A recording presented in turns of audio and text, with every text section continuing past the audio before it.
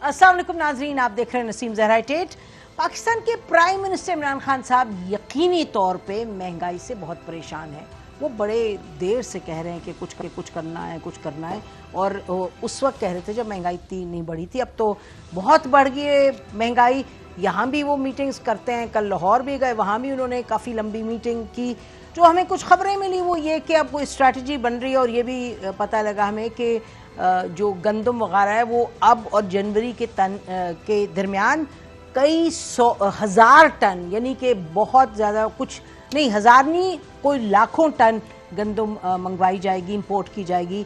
चीनी वगैरह ये तमाम चीज़ों का अब कोशिश ये है कि ये सूरत हाल पैदा हो कि महंगाई नीचे आए। लेकिन अब महंगाई नीचे आएगी यानी कैसे होगा, और कुछ जो ये कहा गया है होर्डिंग वगैरह, इस सब पर नाज़रीन भर हम अगले हफ्ते बात करेंगे।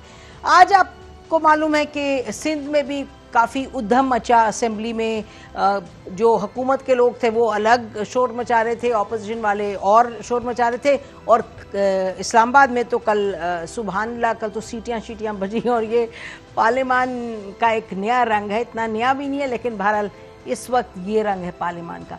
उसके साथ साथ आपको मालूम है कि एक अनप्रेसिडेंटेड जो चीज़ हुई कराची में, वो और किस्सा शुरू हुआ पीडीएम के जलसे से। उसके बाद जब कायद-ए-आज़म के मज़ार पर गए कैप्टन सफदर, उन्होंने वहाँ कुछ नारे शारे लगवाए, एक कानून के ख़िलाफ़ थे वो नारे। बड़ी क्लियरली वो कानून पर एक्ट करने में पुलिस ने, सिंध ने देर की। तो इधर से पता चला कि जी रेंजर्स गए हैं, उन्होंने गए जहाँ मरीम नवाज साहब वो थे, कमरे का तोड़ा, कुंडी तोड़ी, ताला तोड़ा, अंदर गए और दरवाज़ा तोड़ के फिर अंदर गए, उनको उठा के ले गए।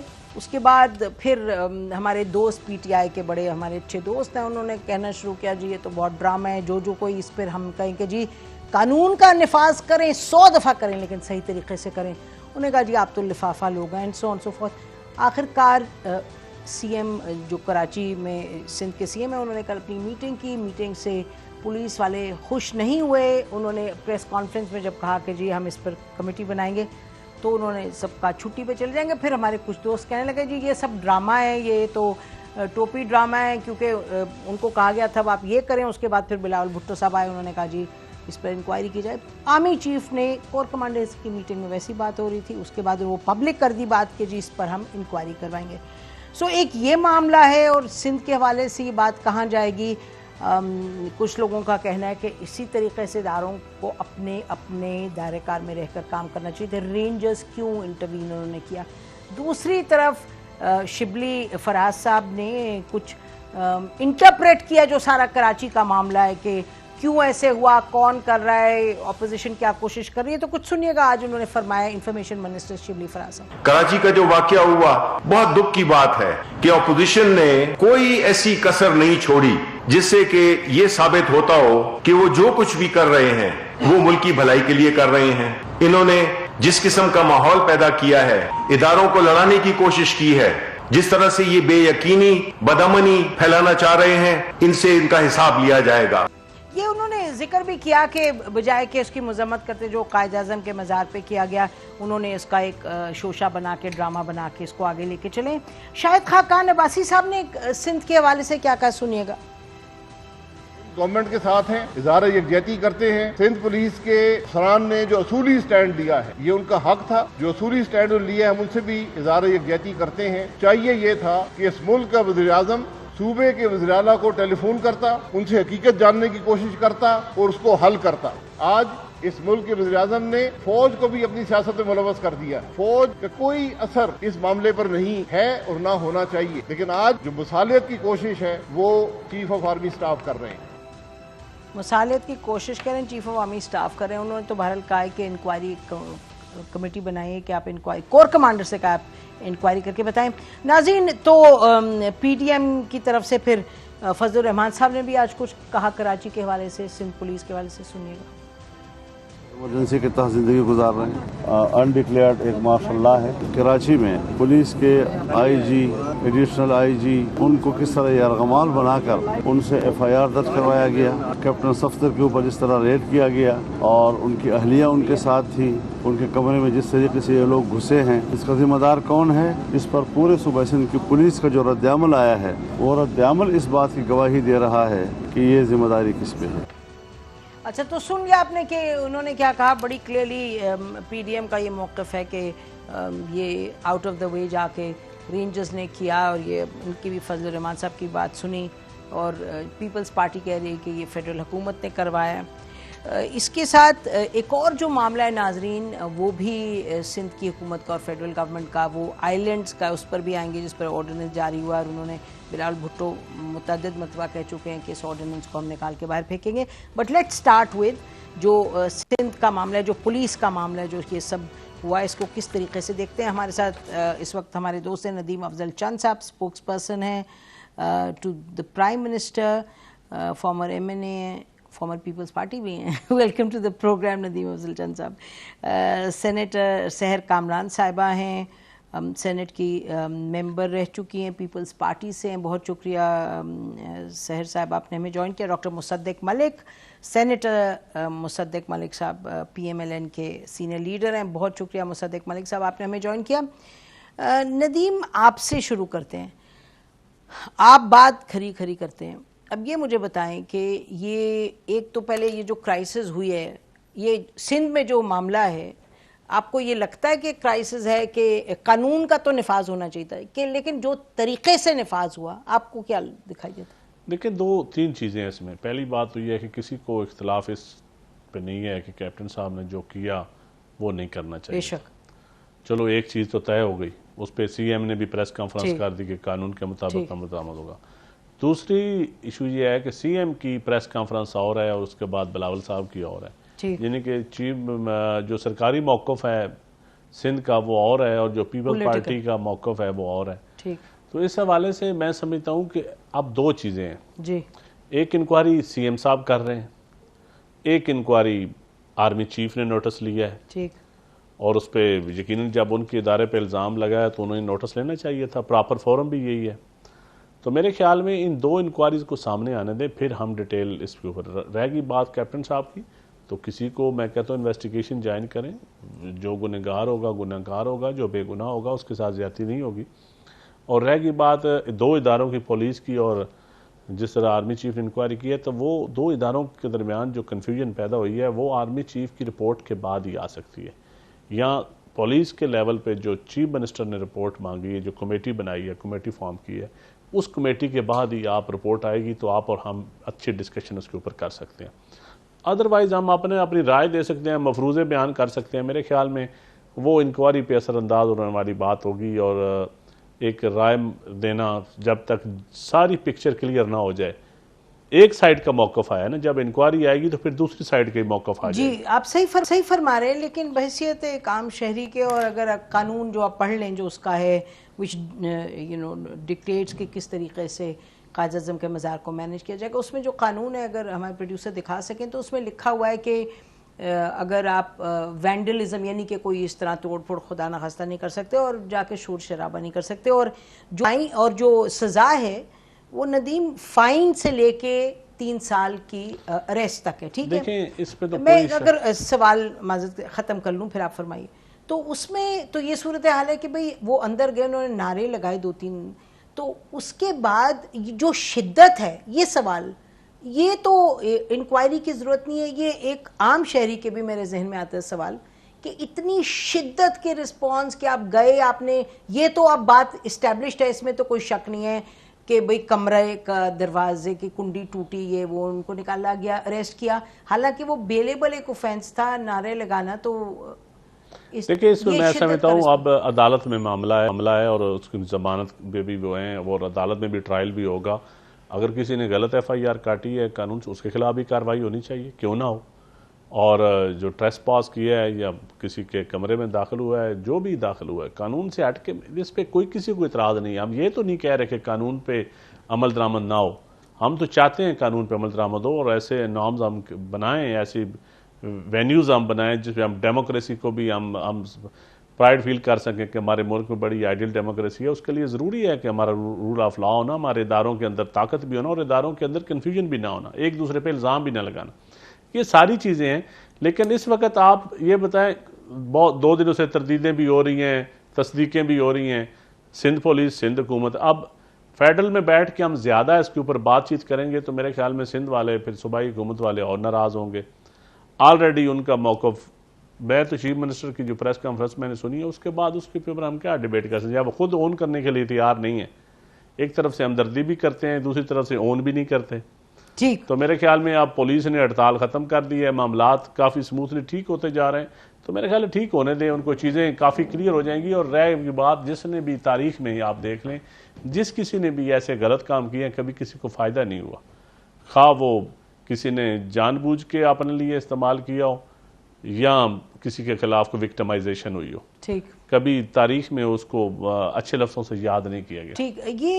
ये बहुत से लोगों ने सवाल उठाया कि प्राइम मिनिस्टर इस पे बिल्कुल खामोश रहे कि ये जो टेक्निकली जो रेंजर्स हैं वो तो इंटीरियर मिनिस्टर के तहत आते हैं, तो और फेडरल गवर्नमेंट है, तो प्राइम मिनिस्टर को जब ये सब लोग गए हैं छुट्टी पर और एक क्राइसिस नुमा सिचुएशन बनी है, तो आपको लगता है प्राइम मिनिस्टर को ज़रूरत थी? देखिए, मेरे ख्याल में प्राइम मिनिस्टर को ज़रूरत बिल्कुल नहीं थी, क्योंकि बिलावल साहब ने कोई इल्ज़ाम प्राइम मिनिस्टर पे लगाया नहीं।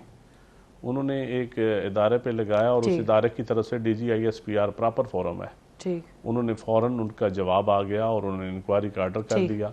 तो मेरे ख्याल में प्राइम मिनिस्टर के बोलने की कोई ज़रूरत नहीं है, ज़रूरत नहीं थी। ठीक है।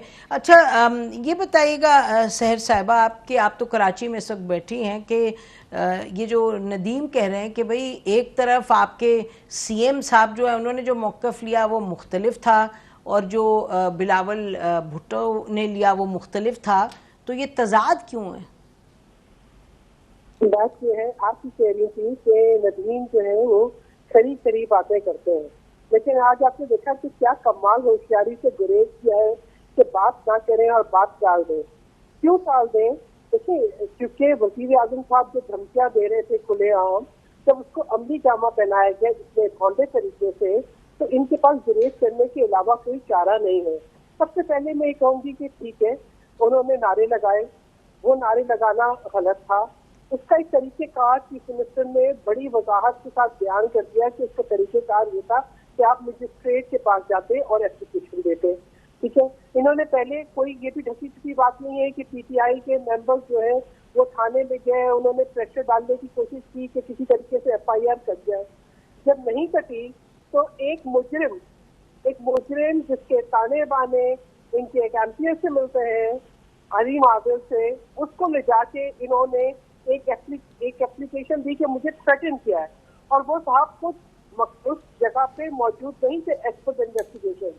और उसके बाद जिस तरीके से मैं समझती हूँ कि अंडरमाइन किया है सिंध पुलिस की इंटेग्रिटी को, सूबा सिंध की इंटेग्रिटी को, दैट्स वेरी अलार्मिंग।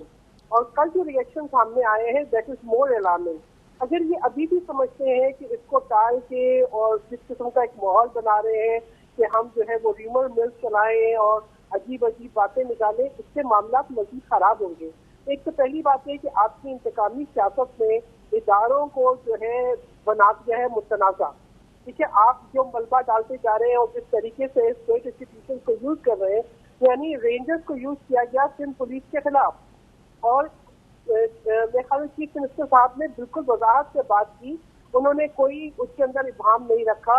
एक दिन पहले PDN के प्लेटफॉर्म से बात हुई, अगले दिन चीफ मिनिस्टर साहब ने कहा, हाँ, उन्होंने खुल के नाम नहीं लिया, लेकिन उन्होंने बिल्कुल जो है ये बता दिया कि उन्होंने कमेटी बनाई है, इसलिए के बाद की उन्होंने कहा कि तमाम इन्वेस्टिगेशन सामने आ जाए तो फिर इसका नाम लेंगे। लेकिन चेयरमैन बिलावल चौधरी ने न सिर्फ उसको इंडिकेट किया, बल्कि उन्होंने जो चीफ ऑफ आर्मी स्टाफ से और DCI से मुतालबा किया कि इस तरह के मामला को जो है फौरी तौर पर जो है वो एक्शन लें, तहकीकात करें। और उसका असर भी हुआ कि न सिर्फ चीफ ऑफ आर्मी स्टाफ ने इसका नोटिस लिया, बल्कि तहकीकात ऑर्डर की। और उसके बाद न सिर्फ उन्होंने बिलावल भुट्टो ज़रदारी को फोन किया, बल्कि उन्होंने IG पुलिस को भी फोन किया, क्योंकि जिस किस्म की सिचुएशन इधर डेवलप हो गई थी, इसकी संगीनी को शायद अभी जो है चंद साहब और इनकी हुकूमत समझ नहीं रहे हैं। We are leading the nation towards the total chaos, और उसके नतीजे अच्छे नहीं होंगे।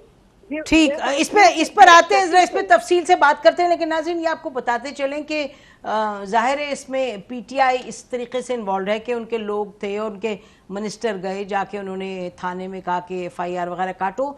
और आज ही कुछ ही देर पहले गवर्नर जो सिंध है उनको प्राइम मिनिस्टर ने बुलाया इस्लामाबाद। तो यकीनी तौर पे प्राइम मिनिस्टर पब्लिकली कुछ कह नहीं रहे, बट ही अंडरस्टैंड्स के मामला ऐसा है कि इसको रिजॉल्व करने की ज़रूरत होगी। हम PMLN के पास भी जाएंगे, मुसद्दिक मलिक साहब से पूछेंगे वो तरीके से इस मामले को देखते हैं, और फिर हम नदीम अफजल चंद साहब से पूछेंगे। ये कहते रहे कुछ दिनों से प्रोग्राम्स में कि जी पॉलिटिकल एक डायलॉग होना चाहिए, बातचीत होनी चाहिए, तो ये बात डायलॉग की तरफ जा रही है या सीटियों और उद्यम की तरफ जा रही है? Stay with us.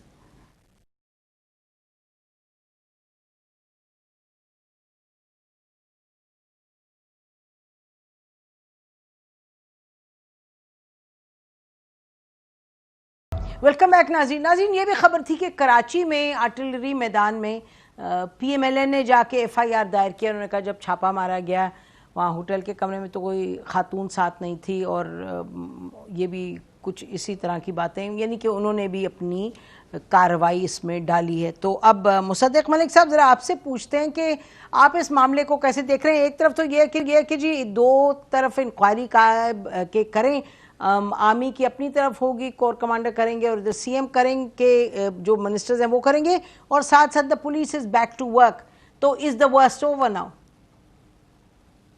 देखिए, इसमें दो बुनियादी नुकात हैं जो मैं आपके सामने पेश करूंगा। एक तो आपने चंद साहब को बुला के मेरे साथ ज्यादती की है, और गालिबन कुछ उनके साथ भी की है, क्योंकि मुझे पता है उनका जमहूरियत की तरफ क्या रवैया है, और मुझे पता है कि वो किस किस किस्म की बात करना चाहेंगे पब्लिक डोमेन में। तो कुछ उनके साथ भी ज्यादती और कुछ मेरे साथ भी ज्यादती, मगर बहरहाल जरा आप अगर 1 मिनट रुक जाएं तो जरा ज्यादती को इलेबोरेट कर दें ताकि मैं भी समझ जाऊं कि मैंने क्या किया आप दोनों के साथ।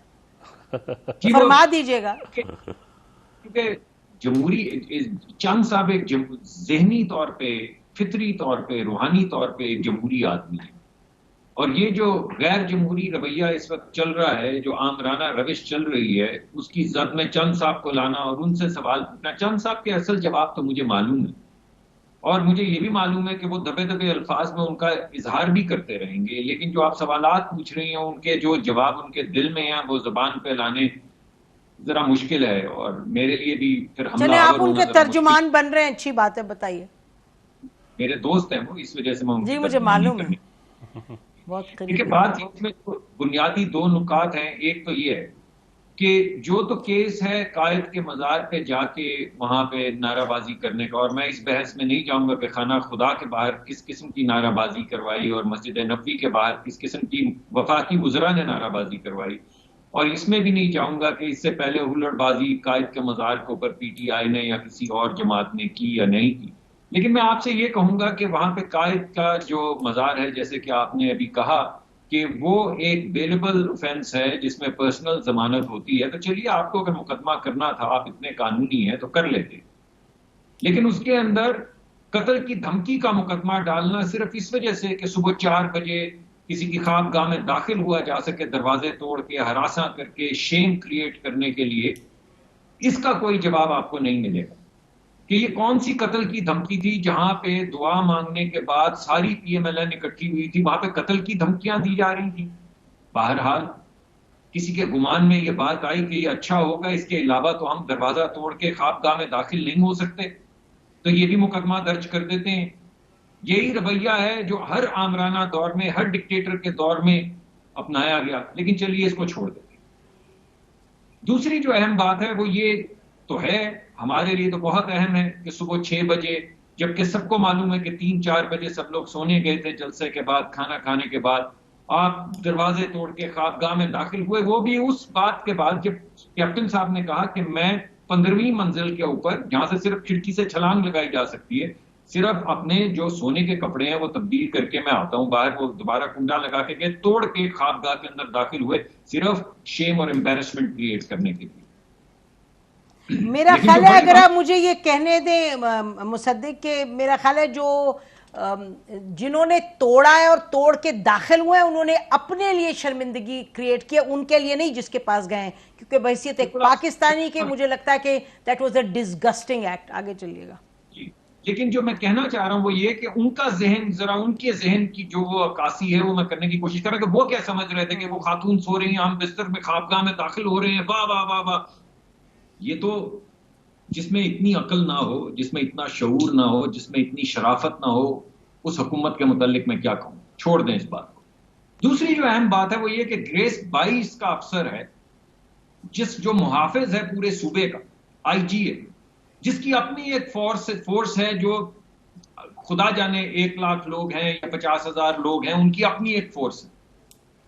रात को 2 बजे उसके घर का घेराव करना और उसके बाद दाखिल होना, वो कौन से अफसर थे 22वें ग्रेड से ऊपर जो अंदर गए उसको फोर्स करने के लिए कि आप उठें और हमारे साथ फला फला दफ्तर में चलें। असल बात यह है, असल बात सिर्फ ये नहीं है कि वो दरवाजा तोड़ के होटल के अंदर दाखिल हुए, असल बात यह है कि उसी तरह वो घेर के दरवाजा तोड़ के या खोल के एक मुहाफिज के घर में गए और उसको उठा के ले गए और उसको फोर्स किया एक वारंट पे साइन करने का। ये है असल बात। अच्छा, लेकिन असल बात अगर ये है मुसद्दिक, तो आपको भी पता है, मुझे भी पता है कि जो रेंजर्स हैं वो इमरान खान के कहने पे तो नहीं गए होंगे। जी, अगर ऐसी बात है तो क्या आप वही कह रही हैं जो नवाज शरीफ साहब कहते हैं? आप भी यही कह रही हैं? नहीं जी, नवाज शरीफ साहब तो अपनी, मैं तो एक स्पेसिफिक इवेंट की बात कर रही हूँ। ये वो जो कह रहे हैं वो तो तारीख की बातें करते हैं, वो उससे तो कौन आंख बंद करेगा। कुछ जो हाल की बात कहते हैं वो थोड़ा उनको समझना चाहिए कि जो जिनको खुद वो करते हैं, एक्सटेंशन देते हैं, उनके खिलाफ बोलते हैं, वो कंफ्यूजन है। नवाज शरीफ साहब को कंफ्यूज है। लेकिन इस पे नदीम के पास चलते हैं जरा। जी नहीं ऐसे नहीं, मुझे जरा कंफ्यूजन दूर करने दे फिर से भाई चंद साहब। आपको क्या कंफ्यूजन है कि परसों जो हुआ है वो तारीख में वो तारीखी अमल है?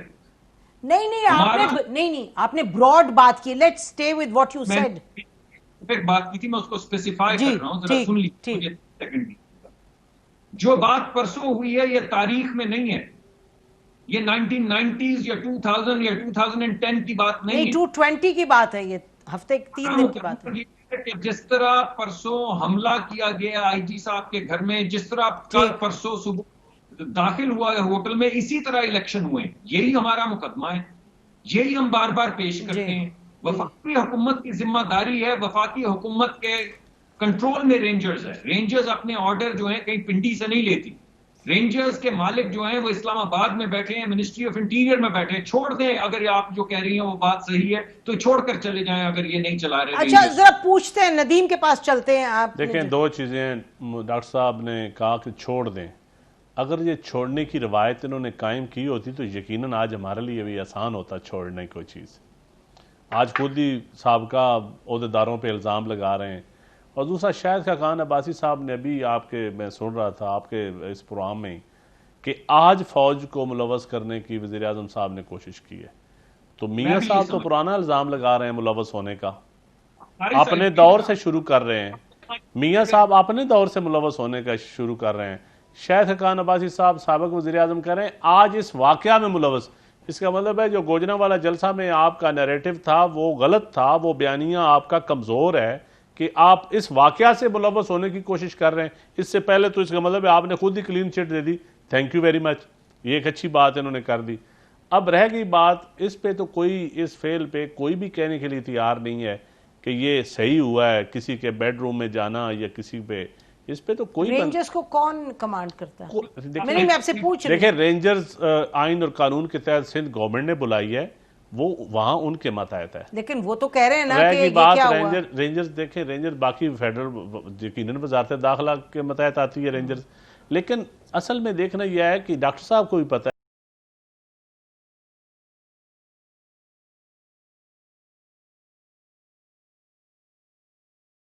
जी, वेलकम बैक नाज़रीन। हम बात कर रहे हैं कराची के मामले पर, जिसके हवाले से आज कह रहे थे इंफॉर्मेशन मिनिस्टर साहब के ये एक मसला था जिस पे कि कंडेम करना चाहिए था कैप्टन सफदर को, उसकी बजाय इतना बड़ा एक वो फरमाते हैं कि बड़ा शोशा बन गया और उसको बात का बतंगड़ बन गया और इदारों के साथ और इदारों और हुकूमत के दरमियान अपोजिशन चाह रही है कि गड़बड़ हो, लड़ाई झगड़ा हो। अच्छा, तो अब ये पूछ रहे हैं मुसद्दिक मलिक साहब कि आपने इंक्वायरी को शुरू की है if the rangers are under interior ministry? देखिए, इंक्वायरी जब प्रोविंशियल गवर्नमेंट की फैक्ट फाइंडिंग आएगी इंक्वायरी, अगर वो फेडरल गवर्नमेंट को लिखेंगे यकीनन इंक्वायरी होगी। दूसरा, आर्मी चीफ ने इंक्वायरी शुरू कर दी है, तो सर्विंग जनरल है वहाँ भी जी, कोर तो commander serving 5 general DG rangers नहीं, उन्होंने कोर कमांडर 5 कोर को कहा है। तो 5 तो मेरे ख्याल है वो भी प्रॉपर फोरम है, तो इस पे आप मजीद इंक्वायरीज की ज़रूरत तो नहीं है। सूबाई हुकूमत भी कर रही है और फेडरल लेवल पे आर्मी चीफ भी कर रहे हैं इंक्वायरी, उन्होंने कोर कमांडर को कह दिया है। तो मेरे ख्याल है मुसद्दक साहब अब तीसरी इंक्वायरी पुलिस करेगी, जो कैप्टन सफदर के। सहर साहबा, ये बताइएगा कि इंडिपेंडेंट इंक्वायरी कौन करेगा? क्योंकि कोर कमांडर जो हैं, जाहिर है जो फ्रंटियर कोर है वो जो ऑफिसर्स हैं वो आर्मी के हैं, जो सीएम ने कहा इंक्वायरी होगी वो पुलिस के लोग हैं, वो भी अफेक्टेड पार्टी, इंटरेस्टेड पार्टी है। तो कोई आपको लगता है कि ये जो दो हैं इनसे एक इंडिपेंडेंट इंक्वायरी हो जाएगी? देखिए, पहली बात यह है कि अब जो है ना, अगर ट्रांसपेरेंट इंक्वायरी ना हुई तो ये मामला मजीद पेचीदा होंगे। पहली बात यह है कि तमाम वाकयात की वीडियो फुटेज मौजूद है। आजी साहब के घर पे क्या हुआ, किस तरीके से ये सारे वाकयात थे, और मैं समझती हूँ कि कम से कम इस बात से शर्मसार होना चाहिए है कि एक जो है कपल अपने कमरे में है, हस्बैंड एंड वाइफ, उनके कमरे में दाखिल हुई पुलिस, रेंजर से कहने पे या रेंजर दाखिल हुए उनको अरेस्ट करने के लिए कैप्टन सफदर साहब को। तो मैं समझती हूँ कि हमारे मुल्क की इखलाकियात अब किस दर्जे पे गिर गई है। सर साहब, टाइमलाइन क्या है? टाइमलाइन क्या? लेट्स गो टू स्पेसिफिक्स, क्योंकि ये तमाम बातें I'm going to very specific answer. जी। दूसरी बात ये कि कल जो सिंध पुलिस ने रिएक्शन शो किया है, I think that is eye opener. अब अगर आप ये चाहेंगे कि इसकी ट्रांसपेरेंट इंक्वायरी ना हुई और ये फैक्ट को आप किसी तरीके से ट्विस्ट कर लें और किसी तरीके से प्रेशराइज करें, गवर्नमेंट आपकी है सिंध में, क्योंकि हकायक को कैसे छुपाएंगे? सिंध में आपकी गवर्नमेंट है, आप इंक्वायरी कब तक करवाएंगे? मतलब टाइमलाइन कोई है? कल उन्होंने अनाउंस किया था चीफ मिनिस्टर ने, लेकिन कोई पता नहीं चला। क्या कमेटी बन गई है? कौन है कमेटी के मेंबर्स, कौन है, हमें बताइए। और टाइमलाइन क्या है, उनके TORs क्या है, TORs पब्लिक हुए? Tell us more specific information about the inquiry. देखिए, बात यह है कि 10 डेज जो है, 10 डेज के लिए लीव मौके दिए हैं आईटी पुलिस ने और बाकी तमाम पुलिस के आला अफसरान ने, और मैं समझती हूँ कि SHO लेवल तक भी जो है वो छुट्टी की दरखास्तें और रेजिग्नेशन आने लग गए थे। तो that is the time span, 10 days. ठीक, फेयर इनफ। आप इसकी इंक्वायरी उस टाइम स्पैन से पहले करनी होगी, सामने लाना होगा, और इसके लिए भी जरूरी है कि आइंदा इस किस्म की जो एक्सेस ना हो। यकीनन जो हुआ है दैट इज वे ऐसा प्रेसिडेंट है जिसको डराने में ये आज यहाँ से सिंध की पुलिस ने रिएक्शन दिखाया है, कल को आपकी सिविल ब्यूरोक्रेसी भी दिखाएगी। जी बिल्कुल ठीक है, ठीक है। Your point is well taken, your point is well taken. जरा ब्रॉडली हम एक और सब्जेक्ट पे मूव करते हैं। ये बताएं नदीम, आप जो कह रहे थे बार बार और प्रोग्राम्स में आपको सुना है मैंने कहते हुए कि जी बातचीत होनी चाहिए ऑपोजिशन और हुकूमत में, और आप इसके कायल रहे हमेशा। तो इस वक्त जो माहौल बन रहा है, हमें लगता है कि प्राइम मिनिस्टर इज इन्वॉल्व अपना कि भाई महंगाई को किस तरह कम करें, ये वो ठीक है। उन्होंने टाइगर फोर्स में कहा था मैं बताऊंगा, मैं वो और बंदा हूँ, लेकिन he is focused on something different. तो ये जो डायलॉग की कमेटी भी बनी है आप लोगों की ना, एक पॉलिटिकल कमेटी जिसमें खटक साहब भी हैं और फवाद चौधरी भी हैं, ये सब आज भी मेरी इतला के मुताबिक स्पीकर नेशनल असम्बली के पास कोई मीटिंग्स हुई हैं जिसमें शायद कोई अपोजिशन के भी नुमाइंदे हों, मुझे कंफर्म नहीं है, लेकिन भारत को मीटिंग्स आज भी असम्बली में मकसद क्या मीटिंग्स का? ये देखिए, मकसद ये है कि ये क्लियर है पार्टी अंदर के मैं बताता हूँ। PDM के जो मुतालबात है ना, जो जमहूरी मुतालबात है, मसलन कौन से? मसलन उनका इलेक्शन रिफॉर्म्स के मुतल्लिक जो मुतालबा है बिल्कुल जायज़ है। मैं समझता हूँ उस पर गवर्नमेंट बातचीत करनी चाहिए और हम तैयार हैं। उसके ऊपर अकाउंटेबिलिटी रिफॉर्म्स जो हैं, अकाउंटेबिलिटी पे अगर अब बिलावल साहब ने भी अकाउंटेबिलिटी की बात की है, अगर हमने इस मुल्क को अक्रॉस द बोर्ड अकाउंटेबिलिटी करनी है तो हमें एक ऐसा कानून भी लाना पड़ेगा जिसके ऊपर कोई उंगली ना उठा सके, और वो इसी सूरत में हो सकता है जब तमाम पॉलिटिकल पार्टीज असम्बली में सर इकट्ठी ये तो होंगी। 2 साल से बात हो रही है। देखें अब हर दफा कोई ना मुझे कोई, तो फारूक नसीम साहब ने कहा था कि बस होने वाले नहीं, इसमें आप सिर्फ गवर्नमेंट को ब्लेम नहीं कर सकते। नहीं, मैं ब्लेम नहीं, मैं तो पूछ रही हूं। नहीं, आप हक बनता है आपका ब्लेम का, सवाल आप उठा सकते हैं कि गवर्नमेंट क्यों नहीं कर रही। देखिए अकाउंटेबिलिटी हो किसकी रही है सबसे ज्यादा, जिनका लंबा अरसा इख्तदार करा है। अब अगर फिर कोई नया इदारा बनेगा या इस इदारे में रिफॉर्म्स होगी जिस पे फिर सारी दुनिया कहेगी कि ये अब बड़ा अक्रॉस द बोर्ड एक इदारा बन गया है, तो फिर जब वो अकाउंटेबिलिटी शुरू करेगा तो फिर जब उसमें लोगों को सजा जजा होगी, लोग तो खुद चाहते हैं, अपोजिशन में बिलखसूस चाहता हूं कि अकाउंटेबिलिटी का सिस्टम ठीक हो ही ना, ताकि हम इसको मतनाज़ा बनाए रखें, हम उंगलियां उठाते रहें। यकीनन उसका पुराना रिकॉर्ड जो मुशर्रफ दौर के था वो यकीनन ठीक नहीं था। टाइम कम है, 2-3 एक तो आपने कहा कि इलेक्शन रिफॉर्म और अकाउंटेबिलिटी पे, और दूसरा महंगाई। अच्छा, तीसरा महंगाई पे भी अपोजिशन का, सिंध हुकूमत है पीपल्स पार्टी की, सूबाई हुकूमतों के तामन के बगैर आप महंगाई नहीं चल सकती। सही बात है। और इसमें गवर्नेंस का इशू आ जाता है, इस पे और सारी चीनी है, आटा है, वो सारी अच्छा, ये आप कह रहे हैं ये 2-3 चीजें, 3 हैं जिस पर बात हो सकती है, और उधर पीडीएम के जलसों पे जलसे हो रहे हैं, इधर प्राइम मिनिस्टर कह रहे हैं कि मैं तुम्हें ठीक करूंगा और ये होगा वो होगा। तो इसमें आपको जरा मैं लेट मी गेट इन का रिएक्शन दोनों पार्टीज का। जी वेरी क्विकली आपका रिएक्शन क्या है to what Nadeem is saying, Musaddiq? देखिए, पहली बात तो शुरू करते हैं जरा ये एहतसाब से। मैं तो समझता हूं अगर मेरी बात सीनियर लीडरशिप मांगे तो बिल्कुल कतन एहतसाब के ऊपर इनसे बात नहीं करनी चाहिए, बिल्कुल किसी सूरत नहीं करनी चाहिए। ये ठट्टा लगाते, ये थिएटर है कि अंदर आप बुलाएं इसी तरह बातें करके कि आए हमारे साथ बात करें स्पीकर साहब के साथ, और बाहर देखें, ये देखें जी एनआरओ मांग रहे हैं। Make up your mind. हमें किसी आपकी रिफॉर्म की जरूरत नहीं है, किसी एनआरओ की जरूरत नहीं है। ये एनआरओ जो आप हमें देना चाह रहे हैं, ये सिर्फ आप सीपैक को क्यों दे रहे हैं? ये जो बिल आप टेबल कर रहे हैं कि सीपैक का कोई प्रोजेक्ट जो है जहां पे सारी इन्वेस्टमेंट होगी, जहां पे अरबों डॉलर की इन्वेस्टमेंट होगी, उसको नैब से बाहर क्यों निकाल रहे हैं अगर नैब इतना गैर मुतनाज़िर नहीं है? और आप चाह क्या रहे हैं कि एक और होली काउ क्रिएट कर रहे हैं कि भाई सारों को पकड़ लो, सीपैक के अंदर जो मर्जी कर लो, ये कह रहे हैं आप? ये क्या बिल लेकर सोचा इसके बारे में? नहीं, मैंने नहीं सोचा।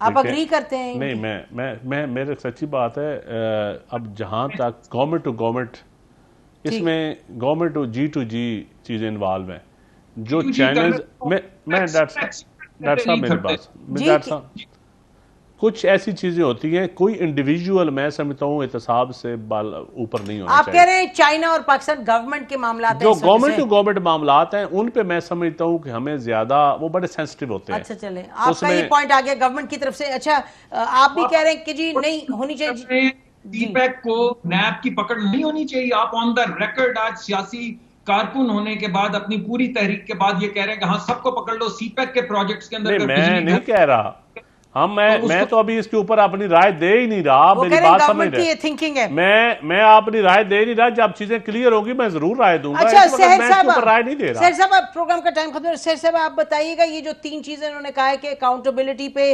गवर्नर और महंगाई पे, और इस पे तीसरा इलेक्शन रिफॉर्म पे बैठ के हमारे साथ बात करें, व्हाट वुड यू से?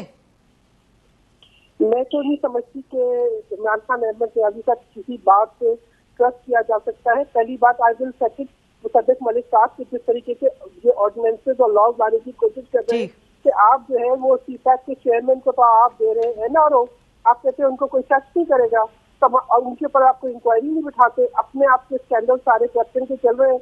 दूसरी बात ये, तो आप इनको ये महंगाई कम करना चाहते हैं, इन्होंने तो कहा था 1 हफ्ते में ये कम करेंगे, ये तो टाइगर फोर्स से आगे वो तो आपको भी पता है, ये तो कहने की बातें हैं। कोई बच्चा भी ना ये माने कि 1 हफ्ते में महंगाई कम हो सकती है। You know how the system is so complicated. आप सही कह रही हैं, ये तो हो ही नहीं सकता। मुसद्दिक ये बताएं कि आप लोग दोनों कह रहे हैं जी हम कोई ये बात नहीं करेंगे, तो अगर ये कोई ऑफर करते हैं डायलॉग का, तो आप क्या कहेंगे? किसी चीज की बात नहीं करेंगे। थानों के अंदर शादरा थाने से लेके गुजरांवाला थाने तक जो सारे थाने आजाद हुए हैं, नैब और इसकी क्या आपका है पैमरा जो है, पहले तो 2 इदारे थे ना जो मुकम्मल आजाद थे, एक नैब था और एक पैमरा था। अब शादरा थाना हो गया, फिर शादरा से लेकर गुजरांवाला थाना हो गया, फिर कराची के सारे थाने आजाद हो गए। यानी 2200 FIRs इन्होंने काटी हैं पीसफुल जलसे के ऊपर। ठीक, सही बात। प्रोग्राम का टाइम, जी जी, आप your point is well taken. आप कह रहे हैं कि अगर ये करें, अच्छा आपको कोरोना ना हो, ना पॉलिटिकल कोरोना हो, ना तिब्बी कोरोना हो। अच्छा, दूसरा वैसे आपने तो उनके खुर्रम दस्तगीर के खिलाफ कत्ल का आपने FIR कटवा दिया, कोई वैसे खुदा का खौफ करें, राना सनाउल्लाह के ऊपर वो चढ़ा दिया था आप लोगों ने। समझता हूँ बिल्कुल हमें ऐसे काम नहीं करने चाहिए जो नून लीग अपने दौर में करती रही है, लोगों को विक्टिमाइज करना। आप तो बहुत लोगों को मैं समझता हूँ जो जिस तरीके से इन्होंने 30 आप साल अपनी बात करें ना, तो उनको नहीं, हमें भी नहीं करना चाहिए, हमें इनके नक्शे कदम पे नहीं चलना चाहिए। अच्छा, इनके नक्शे। बहुत बहुत शुक्रिया आप प्रोग्राम में आने का। नाजरीन, इसी पर आज का प्रोग्राम खत्म करते हैं। खुदा हाफिज। पाकिस्तान जिंदाबाद।